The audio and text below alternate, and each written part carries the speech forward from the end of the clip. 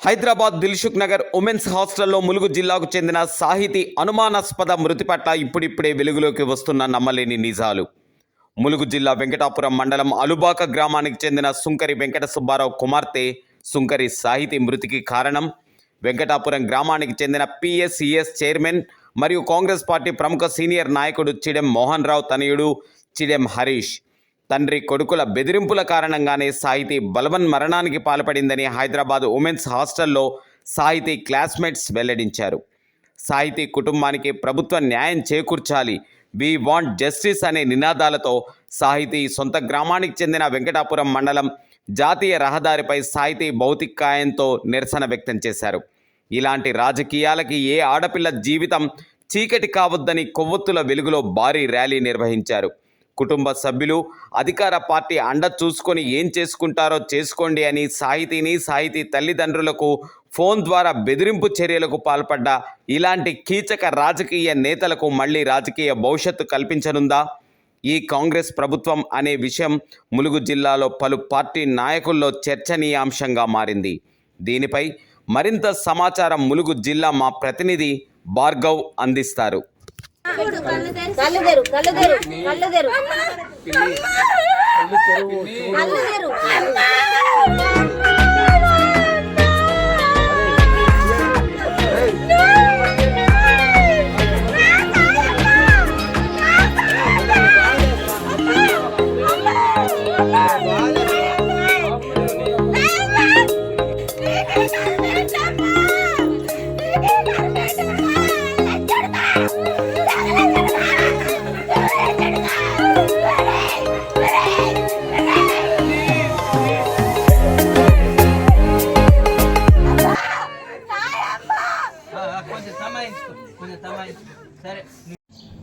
Yes thank you.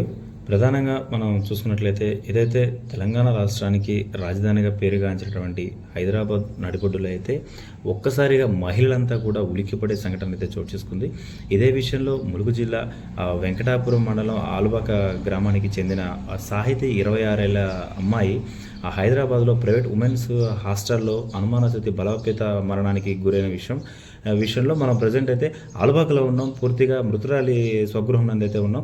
అసలు ఈ బలవపేత మరణానికి గల కారణాలు ఏంటి? ఒక పక్క చూసుకున్నట్లయితే సోషల్ మీడియాలో పలు పార్టీ రాజకీయ నేత, కాంగ్రెస్ పార్టీ నేత కుటుంబం వలన ఇలా జరిగిందని చెప్పేసి అయితే ఆరోపిస్తున్నారు. అసలు ఏం జరిగింది ఏంటి అనే కోణంలో సీకే న్యూస్ వెలుగులోకి తీసుకొచ్చే ప్రయత్నం చేస్తుంది. ఇదే విషయంలో కుటుంబ సభ్యులు ఉన్నారు. వారి ద్వారా మరింత సమాచారం తెలుసుకునే ప్రయత్నం చేద్దాం. బ్రదర్ చెప్పండి, అసలు ఏం జరిగింది? మీ వదిన గారి మరణానికి గల కారణాలు ఏంటో చెప్పగలరా? అసలు జరిగిందంతా మేము అప్పటి నుంచే తెలుసుకున్నాం. వాళ్ళ ఫ్రెండ్స్ పోలీస్ స్టేట్మెంట్ లో ఇచ్చారో లేదో తెలియదు, కానీ తర్వాత ఫ్యామిలీకి మెల్లగా చెప్పారు, ఇలా ఇలా ఒక పర్సన్ ఉన్నాడు, ఆ పర్సన్ గొడవలు చేశాడు, గొడవలు అయ్యాయి, మెసేజెస్ ఉన్నాయి అని చెప్పారు. ఆ తర్వాత పోలీస్ వాళ్ళు కూడా సహకరించారు. అంటే ఎవిడెన్స్ అనేది మాకు ఇవ్వలేదు, కానీ నేను చూసాను, నాకు చూపించారు. అంటే వాళ్ళ తమ్ముడు లాక్ చెప్తే ఓపెన్ చేసి ఎవిడెన్స్ అనేది నార్మల్గా ఓపెన్ చేసి చూపించారు. అంటే మొత్తం చూపించలేదు, బట్ ప్రైమరీగా దేంటి కారణం అనేది ఒక వాట్సాప్ చాట్ అయితే ఓపెన్ చేసి చూపించారు. ఒక హింసకి గురి చేసేది, మానసికంగా ఒక అమ్మాయిని వేధించేలాగా అలాంటి మాటలు చెప్పి అంటే ఎలాంటి పర్సన్ అంటే అండి, సరే వాళ్ళిద్దరి మధ్య ఏముందని మనకు తెలియదు. ఎందుకంటే వాళ్ళ ఫాదర్ ఫ్యామిలీ, వీళ్ళ ఫాదర్ ఫ్యామిలీ ఫ్రెండ్స్ చిన్నప్పటి నుంచి అలా పరిచయం ఏర్పడి ఉండొచ్చు. అయితే ఆ అమ్మాయి ఏ గొడవలైనా చనిపోయిన ముందు రోజు 9 నైట్ ప్రాంతాల నుంచి తెల్లారుజామున జిమ్ ఫీజు కట్టి 900 జిమ్ ఫీజు కట్టి వచ్చింది. జిమ్ ఫీజు కట్టి వెళ్ళి జిమ్ చేసి ఫ్రూట్స్ కొనుక్కొని నాకు ఇతంతో వద్దు అనుకొని కొత్త సిమ్ తెచ్చుకుంది. ఎందుకనంటే ఆ ముందు రోజు వరకు 2 రోజుల క్రితం శని, ఆది, సోమ ఏ రోజో తెలియదు, మీ మీడియా వాళ్ళకి ఒకటే ఒక విజ్ఞప్తి, అందులో ఎదురుగా యూకో బ్యాంక్ అని ఉంది, ఆ తర్వాత ఇంకొక ప్రైవేట్గా ఇంకో 2 సీసీ కెమెరాస్ ఉన్నాయి. అతను వెళ్ళి హాస్టల్ ముందు గొడవ చేసిన సీసీ కెమెరా ఖచ్చితంగా రికార్డ్ అయి ఉంటుంది. మీరు గనక అది మా తరపున మా విజ్ఞప్తి కొరకు కొంచెం ఆ వీడియో ఫుటేజ్ సంపాదించి మా తరపున ఒక సాక్ష్యం కింద ప్రొవైడ్ చేయగలిగితే అంతకన్నా మాకు సంతోషం ఏది లేదు. మాకు న్యాయానికి అదొక ఫస్ట్ స్టెప్ గా ఫీల్ అవుతాము. అతను వెళ్ళి అంటే ఎలా అంటే, అతను బెంగళూరులో ఉద్యోగం చేస్తాడంట. 15 రోజుల క్రితం అమీర్పేట వచ్చి, ఇదంతా వాళ్ళ ఫ్రెండ్స్ చెప్పారండి. ఇది పోలీస్ స్టేట్మెంట్ లో వాళ్ళు ఎక్కడ చెప్పలేదు, కానీ మా బ్రదర్ కనుక్కుంటే చెప్పారు. 15 రోజుల క్రితం వచ్చి అమీర్పేట వచ్చి బ్లాక్ చేసేసింది. ఊరికి హెరాస్ చేస్తున్నాడు, అంటే నువ్వు ఫోన్ లిఫ్ట్ చేయి, మాట్లాడు, వీడియో కాల్ లిఫ్ట్ చేయి, కాల్ లిఫ్ట్ చేయి అని ఒకటే మెసేజ్లు. ఇదంతా నా వల్ల కాదని బ్లాక్ చేసేస్తే వాళ్ళ ఫ్రెండ్స్ నెంబర్ నుంచి ఇంకొక నెంబర్ నుంచి అట్లా నెంబర్లు మారుస్తూనే ఉన్నాడు. ఈ నెంబర్లు ఎత్తట్లేదని చెప్పి దిల్సుఖ్ నగర్ హాస్టల్ ముందుకు వచ్చి గొడవ. నువ్వు కిందకు వస్తావా, మాట్లాడతావా, చేస్తావా, నన్ను బ్లాక్ చేయి, నేను రాను, నన్ను బ్లాక్ చేయకపోతే నేను ఇంట్లోనే వచ్చి గొడవ చేస్తాను. గొడవ అట్లనే రీసెంట్ గా పెద్ద గొడవ పెట్టుకున్నాడు అంటే హాస్టల్ ముందుకు వచ్చి. అంటే ఒక అమ్మాయి ముందు హాస్టల్ ముందుకెళ్ళి ఇట్లా రోజు గొడవ పెట్టుకుంటే ఆ అమ్మాయికి ఎలా ఉంటదండి? వాళ్ళ ఫ్రెండ్స్ ముందు కానీ, లేకపోతే హాస్టల్ ఉన్న విధానం ప్రకారం గర్ల్స్ హాస్టల్ అని అంటే రోజు ఒక అబ్బాయి వచ్చి గొడవ పెట్టుకుంటాడు, ఏ హాస్టల్ అన్న ఎలా ఉంటదండి?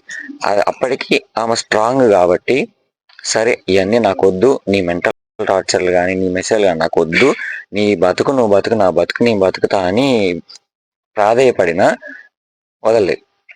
వదలకుండా అవును నువ్వు అలాంటి దానివి, అందుకే నాకు రిప్లైలు ఇవ్వట్లేదు, నాకు చార్జ్ చేయట్లేదు, నాకు ఇట్లాంటి లేవు అని మెసేజెస్.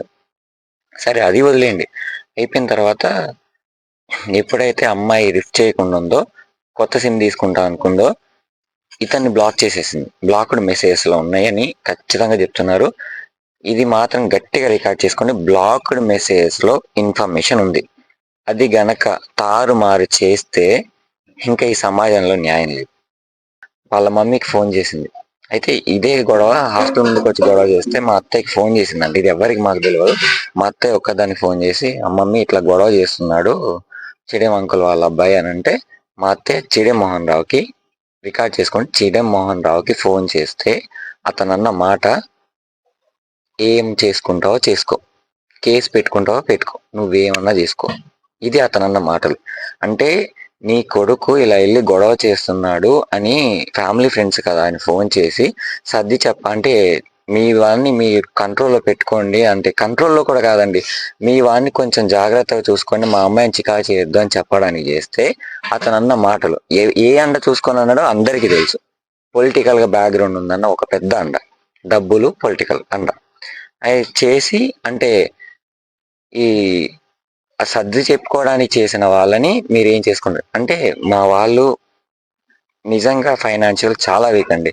వాళ్ళ ఫాదర్ హ్యాండిక్యాప్డ్, చిన్నప్పుడు లెగ్ ఫ్రాక్చర్ అయిపోయింది ఆయనకి, ఇప్పటికీ కుంటుకుంటున్నాడు. మా అత్తయ్య హెల్త్ బాగోదు, లో బీపీ పేషెంట్. ఈ తర్వాత రోజు మళ్ళీ అతన్ని ఫోన్ చేసి నేను నా జాగ్రత్తలు నేను ఉన్నా అని అన్నాడంట. ఆ తర్వాత మళ్ళీ హాస్టల్కి వెళ్ళి గొడవ చేశాడు. అంటే ఆ పర్సన్ ఎలా అంటాడో అర్థం చేసుకోండి. గొడవ చేశాడు. గొడవ చేసింది కాకుండా మా అత్తయ్యని, అంటే కొడుకే కాదు తండ్రి కూడా, అంటే కొడుకు చేసిన తప్పుని సరిదిద్దేది పోయి సపోర్ట్ చేయడం. అంటే నా కొడుకు ఏమన్నా చేస్తాడు, నా కొడుకు ఏమన్నా చేయగలడు, చూసుకోవడానికి నేనున్నా అని ఒక పొగరు, చిడెం మోహన్ రావు పొగరు, ధీమా అన్ని ఏ అండ చూసుకొని, డబ్బు, రాజకీయం రెండు చూసుకొని అండ. ఈ ఆ రోజు చేసిన గొడవకి, అంటే చెప్పా కదండి, జిమ్కి వెళ్ళొచ్చి, అంటే చనిపోయే థాట్స్ ఉన్న వాళ్ళు పొద్దుటెళ్ళి జిమ్ ఫీజు కట్టి నేను నా బతుకు నేను బతుకుతా అని కొత్త సిమ్ కార్డులు తెచ్చుకోరు కదా. తెచ్చుకున్న తర్వాత ఇంకా వీడియో కాల్స్, మెసేజ్ ఇంకా అమ్మాయి తట్టుకోలేకపోయింది.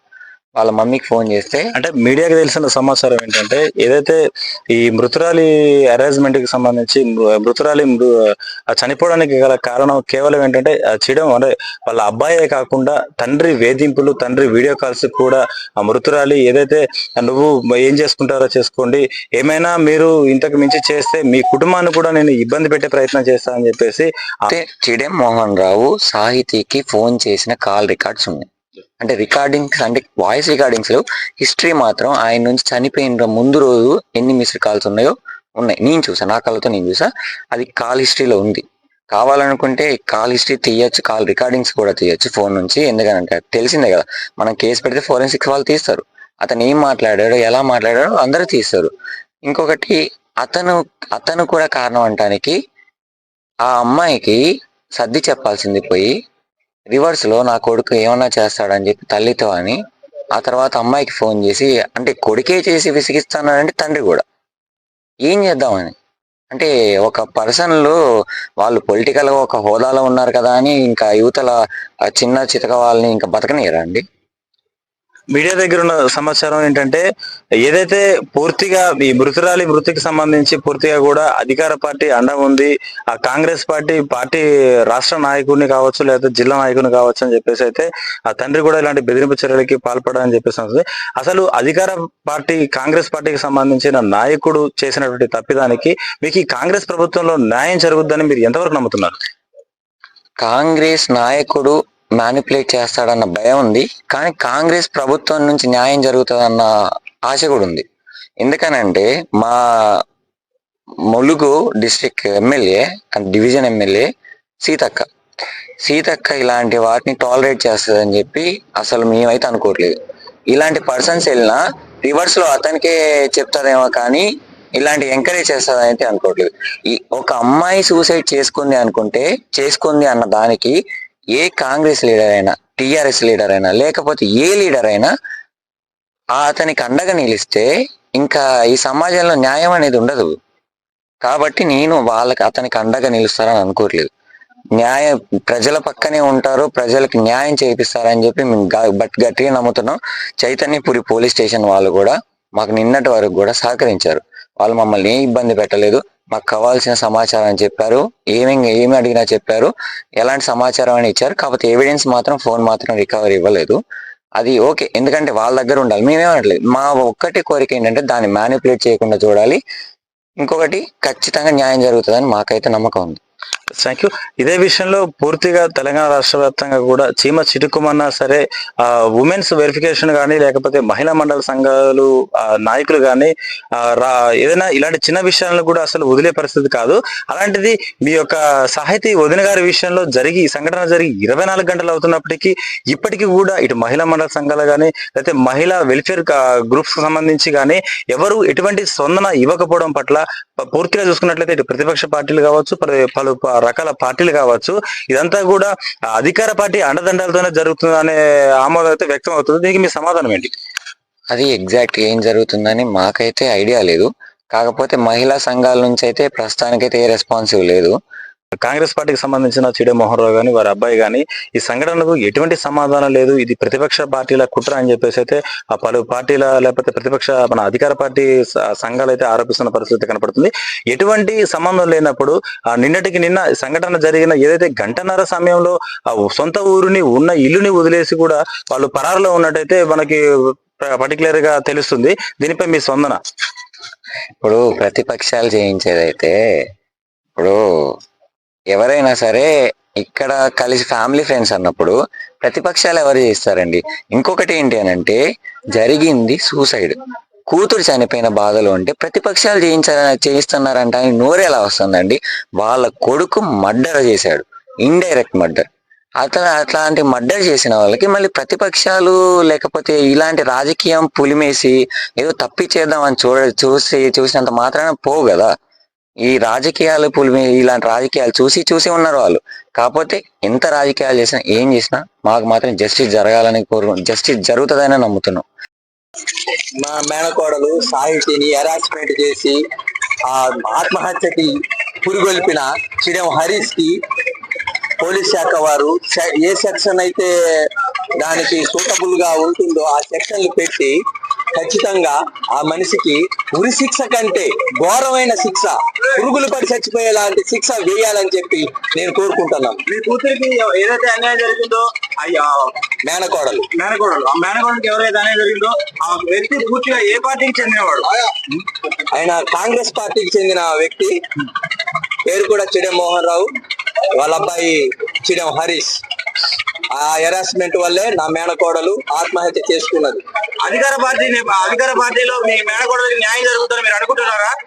ఖచ్చితంగా జరుగుతుంది. అధికార పార్టీ ఏదైనా సరే ఆడవాళ్ళకి పోలీస్ శాఖ ఖచ్చితంగా న్యాయం చేస్తుందని చెప్పి నేను అనుకుంటున్నాను. సీతక్క గారు కూడా ఈ విషయంలో చాలా ఉదార స్వభావంతో ఆడవాళ్ళకి మహిళా సంక్షేమానికి ఏ విధంగా పాటుపడతారో నేను ఈ పత్రికా ముఖంగా సీతక్క గారిని ఒకటే అడుగుతున్నాను. నా మేనకోడలు సాహితీకి అన్యాయం జరిగి ఆత్మహత్య చేసుకుంది. నా మేనకోడల ఆత్మశాంతి కోసం ఆమెని ఆత్మహత్యకు పురుగొల్పిన చిడం హరీష్ ని శిక్షించేలా చేయాలని చెప్పి నేను ఈ పత్రికా ముఖంగా సీతక్క గారిని కూడా నేను కోరుకుంటున్నాను. సంఘటన జరిగి 24 గంటలు అవుతున్నా ఇప్పటిదాకా మహిళా మండల సంఘాలు పట్టించుకోవడం పట్ల అధికార పార్టీపై వ్యతిరేకత మొదలైతే దీనిపై మీ సమాధానం ఏంటి? మేము చాలా అన్కండిషనల్. మేము ఇక్కడ నుంచి వెళ్ళి మాకు తెలిసి వెళ్ళేసరికి మేము నైట్ 11:30 అయిపోయింది. 11:30 అయిపోయిన తర్వాత అక్కడ కేసు ప్రాసెస్ ఇవన్నీ కూడా ఇవన్నీ కూడా జరగటానికి మేము ఎవరితో కూడా కన్సల్ట్ అవడానికి కూడా మాకు అవకాశం లేదు. హైదరాబాద్ లో అక్కడికి కూడా మీడియా మిత్రులకి నేను చాలా అభినందనలు తెలియజేస్తాను. అక్కడ కూడా మీడియా వారు అందరు వచ్చి ఎంత సహకారంగా ఉదార స్వభావంతో అన్ని పోస్ట్ మార్టం అయిపోయే వరకు కూడా మాతోటి మాకు చాలా చక్కని సహకారం అందించారు. పోలీసు వారు కూడా చైతన్య పోలీసు వారికి కూడా నేను ధన్యవాదాలు తెలుపుతున్నాను. మాకు చాలా చక్కగా సహకరించి మాకు న్యాయం జరుగుతుందని చెప్పి మాకు భరోసా కల్పించారు. కాబట్టి ఆ పోలీస్ శాఖ వారికి కూడా మేము అభినందనలు తెలియజేస్తూ, కానీ ఈ శిక్షకు అర్హుడైన చిడం హరీష్ ని మాత్రం ఖచ్చితంగా శిక్షించాలని చెప్పి నేను ఈ పత్రికా ముఖంగా పోలీస్ శాఖ వారిని సవినయంగా కోరుకుంటున్నాను.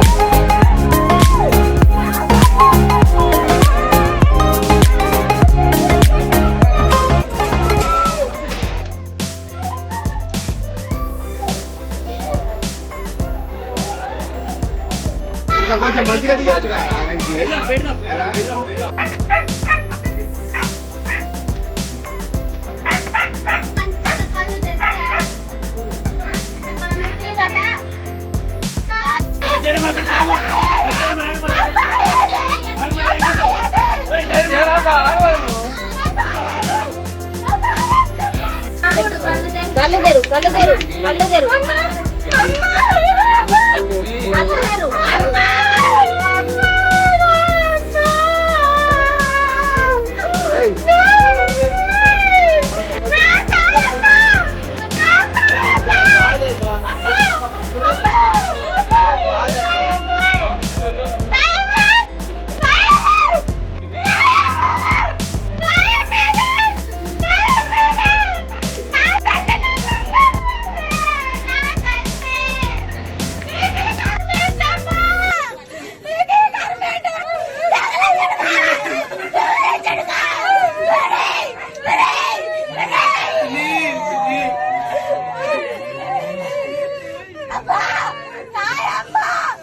కొంచెం సమాయించుకో.